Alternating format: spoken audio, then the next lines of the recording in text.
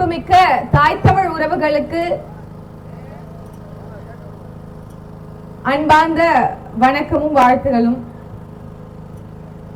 வால்குடி கிராமத்தில் இருக்கக்கூடிய உங்க எல்லோருக்கும் என்னை அறிமுகப்படுத்திக்கிறதுல மகிழ்ச்சி. நான் நாம் தமிழர் கட்சி சார்பில் விவசாய சின்னத்துல களமிறங்கி இருக்கக்கூடிய வேட்பாளர். என்னுடைய பேர் ஃபாத்திமா ஃபர்ஹானா. என்னுடைய சொந்த ஊர் அந்தனப்பேட்டை மஞ்சக்கொல்லை. எல்லாருக்கும் மாறி மாறி வாய்ப்பு கொடுத்திருக்கீங்க. இந்த முறை நாம் தமிழர் கட்சிக்கு நீங்கள் மாற்று அரசியல் கட்சிக்கு வாய்ப்பு கொடுக்கணும் அப்படிங்கறத கேட்டு வந்திருக்கிறேன். ஏன் நாம் தமிழர் கட்சிக்கு வாய்ப்பு கொடுக்கணும் அப்படின்னா, இது நாள் வரைக்கும் நம்ம எல்லாருடைய பொது புத்தியிலும் என்ன சொல்லி வச்சிருக்காங்க அப்படின்னா, அரசியல் என்பதே மக்களை வச்சு பிழைக்க அப்படிங்கிற மாதிரியான ஒரு தோற்றத்தை இந்த மக்கள் உருவாக்கி இருக்கிறாங்க. மக்கள்னா நான் சொல்றது அரசியல்வாதிகளை. இன்னும் சொல்லணும் அப்படின்னா, அரசியல்வாதி அப்படிங்கறதே என்னமோ ஒரு தீண்டத்தகாத ஒரு பொறுப்பு மாதிரி இல்ல. அது அரசியல்னா சாக்கடைப்பா, எனக்கு வேண்டாம்னு சொல்லக்கூடிய பல மக்களை தான் நம்மளால இங்க பார்க்க முடியுது. ஆனால் அரசியல் என்பது மக்களுக்காக உழைக்க, மக்களுக்கான சேவையை செய்ய அப்படிங்கிறத உணராமல், மக்களுக்கான ஒரு தூய ஆட்சியை மலர வைப்பதற்குத்தான் அரசியல் அப்படிங்கிறத புரியாம உணராம, அனைத்து துன்பப்பூட்டுகளுக்குமான சாவியாக அரசியல் தான் இருக்குது அப்படிங்கறத உணராம இருக்கிறோம். நீ அரசியல் வேண்டாம்னு நின்ன அப்படின்னா, நீ அரசியலை விட்டு வேண்டாம்னு நின்னாலும் அரசியல் உன்னை விட்டு ஒருபோதும் விலகி போகாது அப்படிங்கறத ஒரு அறிஞன் சொல்றான், அரிஸ்டாட்டில் ஒரு அறிஞன். அதைத்தான் நாங்க இந்த மகாத்மா காந்தியும் அதைத்தான் சொல்றாரு. அரசியல் வேண்டாம்னு நீ நினைச்சனா நீ ஒரு மனிதனாகவே இருக்க முடியாதுன்னு ஒரு படி மேல போய் சொல்றாரு. அப்போ அரசியல் என்பது மக்களுக்காக உழைக்க அப்படிங்கிற கொள்கை முழக்கத்தை முன்வைத்து இந்த மக்களுக்காக சேவை செய்வதே எங்களுடைய தலையாய கடமை. இங்க இருக்கக்கூடிய அடிப்படை சிக்கல்களுக்காக மக்கள் அன்றாடம் போராடி கொண்டிருக்கிறார்கள். அவர்களுக்கான தீர்வை எட்டும் வரைக்கும் நம்மளுடைய போராட்டம் ஓயாது என்பதை நாங்கள் புரிந்து கொண்டதால் இந்த அரசியல் களத்துக்குள் குதித்திருக்கோம். கிட்டத்தட்ட 15 வருஷம் ஆயிடுச்சு நாம் தமிழர் கட்சி அரசியல் கட்சியை தொடங்கி. 2016 முதல் தேர்தலை சந்தித்தோம். யாருங்க இவங்களுக்கெல்லாம் ஓட்டு விழுவுமான்னு கேட்ட மக்களுக்கு மத்தியில 1.1 விழுக்காடு வாக்குகளை வாங்கின அரசியல் கட்சியாக நாம் தமிழர் கட்சி அன்னைக்கு இருந்தாலும், அடுத்ததாக 4 பொது தேர்தல்களை சந்தித்து முடித்து இன்னைக்கு 2024 8.22 விழுக்காடு வரைக்கும் ஓட்டு வாங்கி இன்னைக்கு அங்கீகரிக்கப்பட்ட கட்சியாக உருமாறி இருக்கிறோம் அப்படின்னா நீங்கள் கொடுத்த அந்த மாற்றத்துலதான். அப்ப மாற்றம் என்பது கட்டாயம் நம்மிலிருந்து பிறக்கும் அப்படிங்கறத நீங்க எல்லோரும் நிரூபித்திருக்கிறீர்கள். ஆனால் எங்களுக்கு வெற்றிக்கனி கிடைப்பதற்கு கொஞ்சம் காலதாமதம் எடுக்குது. ஏன்னா இன்னைக்கு 36 லட்சம் பேர் நீங்க போட்டிருக்கீங்க. இந்த 36 லட்சமும் மும்மடங்கு உயர்ந்தது அப்படின்னா நாம் தமிழர் கட்சியினுடைய ஆட்சி கட்டாயம் மலரும். ஏங்க உங்களுக்கு ஓட்டு போடணும்னு கேட்கிறவங்களுக்கான பதிலாகத்தான் நான் இன்னைக்கு நாகப்பட்டினத்துல வேட்பாளரா கிளம்பி இருக்கிறேன். இந்த காவிரியினுடைய கடைமடை பகுதியாக இருக்கக்கூடிய நாகப்பட்டினம் மக்களுடைய வாழ்க்கையும் கைவிடப்பட்ட ஒரு வாழ்வாதாரமாக இருக்கு அப்படிங்கறத நம்மளால பார்க்க முடியுது. நீங்கள் 5 ஆண்டுக்கு ஒரு முறை தேர்வு ஒரு வேட்பாளரை, ஒரு எம்எல்ஏவை தேர்ந்தெடுக்கிறீங்க. ஆனா அந்த எம்எல்ஏ என்ன பண்றாங்க? அதிகபட்சம் கூட்டணி கட்சிக்கு வித்துறாங்க ஒரு தொகுதியை திமுக. அந்த திமுக தொகுதியை மட்டும் விக்கல, அந்த தொகுதி வேட்பாளருக்கு நிறைய பணத்தையும் சேர்த்து வித்துருது.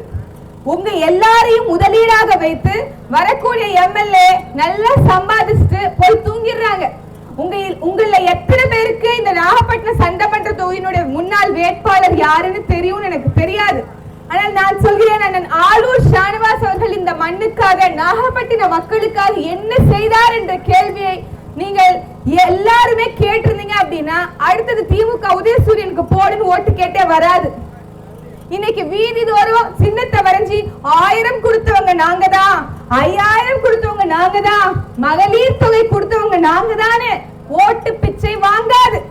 நீங்க தான் நல்லாட்சி நாயகர்களாச்சே, எந்த கொம்பனாலும் குறை சொல்ல முடியாத ஆட்சியை கொடுத்தவர்களாச்சே, அப்புறம் என்ன டேஷுக்கு இந்த விளம்பரம் அப்படிங்கறத நீங்க கேட்கணும்.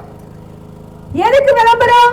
மகளிர் உரிமை தொகை கொடுத்தோம், நாங்க இலவச பேருந்து கொடுத்தோம். இலவச பேருந்து விட்டீங்க, பின்னாடியே ஒரு அமைச்சரை விட்டீங்களே.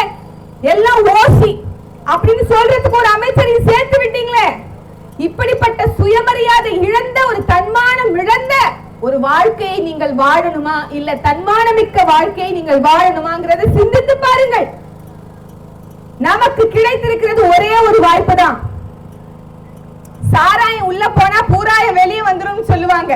உங்க எல்லாருக்கும் கொஞ்சம் அதிமயங்கினாலும் இங்க உண்மையா என்ன நடக்குது அப்படிங்கிறது தெரியும்.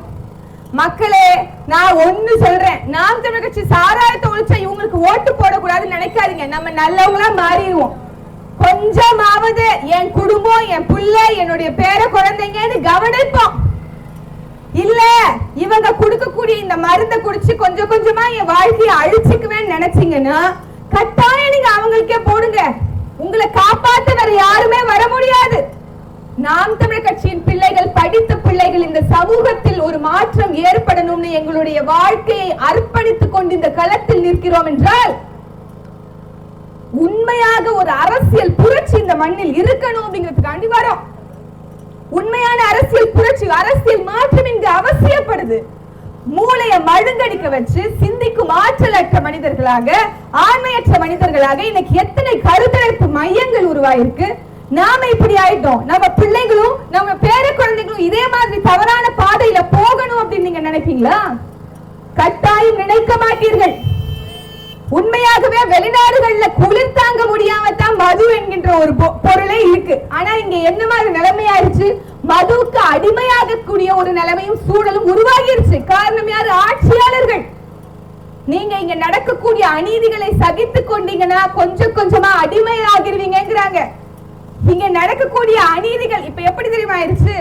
எவன் வந்தாலும் இவனாப்பா இவன் கொஞ்சம் தப்பு பண்ணுவான், அவனப்பா அவன் கொஞ்சம் நிறைய தப்பு பண்ணுவான், இப்படிதான் உங்க மதிப்பீடே இருக்கு.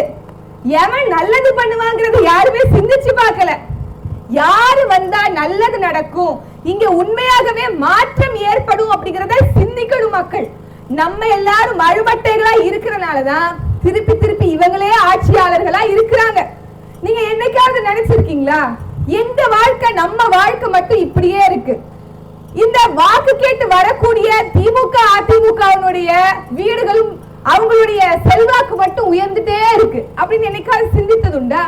அப்போ அரசியலுக்கு வந்தா சம்பாதிச்சு செல்வம் செழிப்போட இருக்கலாம்ங்கிறதுக்கு அது ஒரு தப்பு கணக்குங்கிறதுக்கு பதிலாக நாம் தமிழர் கட்சி பிள்ளைகள் இருக்கும். 15 வருஷமா இந்த அரசியல் களத்துல இருக்கும். எத்தனையோ பேர்கிட்ட கையூட்டு பெற்று, அதாவது கமிஷன் வாங்குறாங்கல்ல, எந்த அரசு நிர்வாகத்துக்கு போனாலும், பட்டா வாங்க போனாலும், சர்டிபிகேட் வாங்க போனாலும், இறப்பு சான்றிதழ் வாங்கணும்னாலும், பிறப்பு சான்றிதழ் வாங்கணும்னாலும், எந்த அரசு அலுவலகத்துக்கு போனாலும் நீங்க கமிஷன் கொடுக்காம, காசு கொடுக்காம ஒரு வேலை நடக்குதா? நடக்காது. அந்த கமிஷன் கொடுத்த காசை கூட திருப்பி வாங்கி கொடுத்ததில் பல லட்சம் கோடி ரூபாயை கையூட்டு ஒழிப்பு பாசறை மூலமாக நாம் தமிழர் கட்சி வாங்கி கொடுத்திருக்கு. அதிகாரம் வருவதற்கு முன்பாகவே இந்த சீர்திருத்தங்களை எங்களால் பண்ண முடியும் அப்படின்னா, அதிகாரம் கிடைச்சா ஒரு மக்கள் ராணுவம் போல் இந்த நாட்டையும் இந்த மக்களையும் ஆக்க முடியாதா? கட்டாயம் ஆக்க முடியும். வாய்ப்பை மட்டும் நீங்கள் நல்லவருக்கு தாங்க.